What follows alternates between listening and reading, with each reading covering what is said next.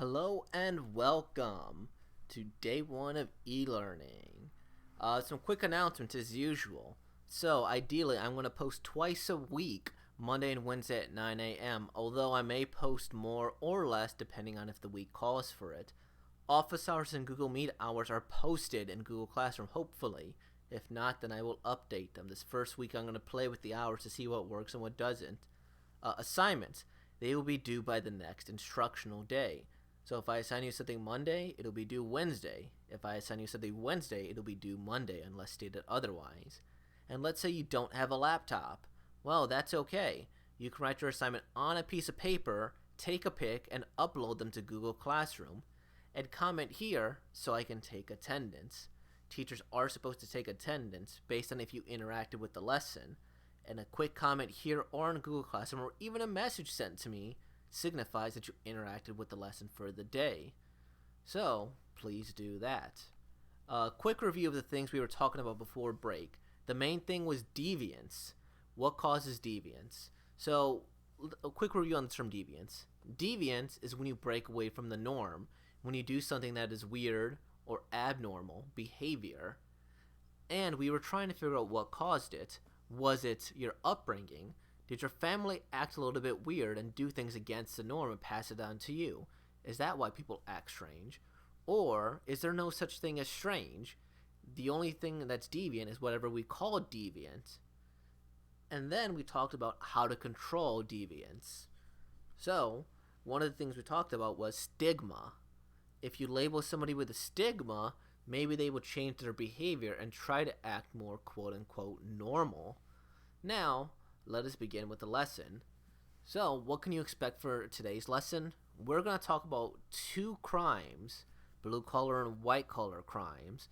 And Wednesday, we're going to talk about the punishments associated with these crimes or ways we can help people rehabilitate from these crimes. The pre-AP skill for today's evidence-based writing and just a little bit of observation and analysis. Your objective is to write an evidence-based argument about whether or not white-collar crimes are taken seriously enough. And here's a question you should ponder. You don't need to answer to write it down, but think about it, because this will help when you're writing your paragraph. Are crimes where people are physically hurt the worst? So if I go and assault you, if I go and cut off your hand or stab you, are those the worst type of crimes a person can commit? Or can I maybe steal from you, ruin you financially, or ruin your reputation, or things like that? Are those worse crimes? So what is a crime? Simply put, you break a law, and then you get punished for it. Either sent to prison, or maybe you do community service, or things of that nature. Now let's get on to the definition of blue-collar and white-collar crimes. Blue-collar crimes are typically crimes that are more violent in nature. Murder, assault, rape, theft, or stealing, things like that. White-collar crimes are crimes that are usually done in business. Paper crimes, tax evasion, money laundering, garnishing wages, basically stealing from a company or stealing from the taxpayers. Now, why are these called blue-collar crimes and why are these called white-collar crimes? Well, back in the day, they used to mean something a little bit different. So, blue-collar workers and white-collar workers. Blue-collar workers were working-class people who worked in labor. So, your construction workers, your plumbers, your engineers, things like that. They wore blue because their clothing was less likely to be stained.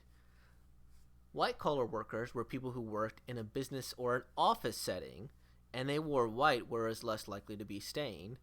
So in an office setting, you're more likely to commit a crime where you steal from your company, and so that's why those are called white-collar crimes. Blue-collar crimes are typically crimes that are seen as more violent. If you're on a construction site or if you're fixing a toilet, then things like thieving or things like murder or assault might happen more often. And so this is the origin of these terms here. Now, this doesn't mean that people in a business setting cannot commit a blue-collar crime or that blue-collar workers cannot commit a white-collar crime. These are just terms we use to classify them. And so here are some common traits of blue-collar crimes. They're more common. You oftentimes don't see people going, yeah, I'm going to steal a couple $100 million from this company every day. but you hear about thievings, you hear about shooting, you hear about assault every day. And then they're also more personal. So, if you go and attack somebody, that's pretty personal. If you go and push them down a flight of stairs, that's pretty personal. And it usually leads to physical harm. They're hurt in some way. They're bleeding. Maybe they can't walk anymore. Maybe they're missing a limb. Maybe you strong-armed them and beat them up a bit and took their money. And these have immediate consequences. So, if I punch you in the face right now, you are going to get hurt. Maybe a black eye, maybe lose a tooth. That's the immediate consequence of that blue-collar crime right there. And these are typically done for emotional or personal reasons. So I'm going to beat you up because I don't like you, because you said something about my family and I'm not going to take it. Or maybe I did it in the heat of the moment. And these are typically harshly punished. If you murder somebody, you might get a life sentence. You might get like 30, 40 years in jail. So these ones are very harshly punished. Now let's contrast that with white-collar crimes. They're more business-like setting. They are motivated by money. So when they steal from their company, they're taking hundreds of millions of dollars, hundreds of thousands of dollars, and they want to set themselves up for luxury later in life. And these typically aren't personal. Like, they're not going to steal from Tim in accounting or Jim in HR and be like, hey, I hate this guy in particular, let me steal the money. They're just done broadly. And they're very large. You don't see somebody usually taking $2, $3 from a company. It's done in the thousands, in the millions, hundreds of thousands. And funnily enough, they get a lighter sentence than people of blue-collar crimes do. So if somebody assaults a person and another person steals $100,000, $1 million, the white-collar worker or white-collar crime is likely to get a lighter sentence than the blue-collar crime. And part of the reason some people think this is because white-collar crimes have long-term consequences that are not immediately viewable, while blue-collar crimes have immediate consequences that are very viewable with physical harm. And so if I steal $1 million from, let's say, a little county, then, okay, I stole $1 million. But what you don't see is the fact that maybe some workers had to get laid off, that maybe I wasn't paying my taxes, and that didn't go to the public, so other people ended up poorer, or the neighbors started to fall apart. Those are things you're not going to see immediately. Maybe in a few weeks to a month you'll see the results of this crime, but that is something that you're not going to see initially. Compared to blue-collar crime, where if you punch somebody in the face, you break their nose, you can point to it and go, there, that is the consequence of it. So this is an explanation some people use to say, or to explain the difference between white-collar and blue-collar crimes and the punishment for them. Now, your question is, should white-collar crimes be punished more severely, or should white-collar crimes be punished more severely for their crimes? So here are some common themes you'll find with white-collar crimes. Race and wealth being an issue. Typically speaking, you'll find that a white-collar crime is done by a very rich white person, usually a man. Not always, but that is a thing. And in our legal system, typically speaking, white men tend to get lighter sentences than other people of color or other sexes. And they're less likely to repeat their crime. So somebody who has committed thievery, somebody who's committed assault, is very likely to recommit that crime in the future, while somebody who does a white-collar crime, such as stealing from their company, is less likely to repeat their crime. And again, I mentioned earlier the lighter sentence, where somebody who assaults somebody is likely to get a higher sentence than somebody who stole money, at least done in a business-like setting. And let me be clear, is that this white-collar crime does not include robbery at gunpoint. A blue-collar crime, or blue-collar version of that crime, is if I put a gun to your head and steal your money, or flat out rob a bank via gunpoint. That is a blue-collar crime. But stealing from the company over years or over weeks through hacking a system or through taking money out is a white-collar crime. And the money is typically large, millions to billions of dollars. And as I mentioned earlier, there's no direct damage to be pointed at because a lot of the money is digital, right? In your bank account, there is physical money available, but digitally speaking, it's a lot of zeros and ones. You transfer it via the internet, so you can't directly point at something. So this is what you're going to need to do.